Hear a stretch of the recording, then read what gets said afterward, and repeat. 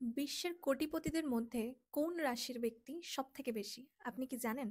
কোন রাশির লোক কত শতাংশ কোটিপতি স্থানে রয়েছে? চলুন জেনে নিই রিসার্চ কি বলছে। এই তালিকাতে সর্বপ্রথম হলো তুলা রাশি। বিশ্বের কোটিপতিদের 12%ই হলো তুলা রাশি। এই রাশির অধিপতি হলো শুক্র গ্রহ, যা বিপুল ধনসম্পদ দিতে সক্ষম। এই তালিকাতে দ্বিতীয় স্থানে রয়েছে মীন রাশি। বিশ্বের কোটিপতিদের 11%ই হলো মীন রাশির ব্যক্তি। এই রাশির অধিপতি হলো দেবগুরু বৃহস্পতি। বৃহস্পতি ধন ও সম্পদের কারক গ্রহ। এই তালিকাতে তৃতীয় স্থানে রয়েছে বৃষ রাশি। বিশ্বের কোটিপতিদের 10% বৃষ রাশির ব্যক্তি। এই রাশির আবারও অধিপতি হলো শুক্র গ্রহ। এই তালিকাতে চতুর্থ স্থানে রয়েছে সিংহ রাশি। কোটিপতিদের 9% সিংহ রাশির ব্যক্তি এবং এই রাশির অধিপতি হচ্ছে রবি গ্রহ।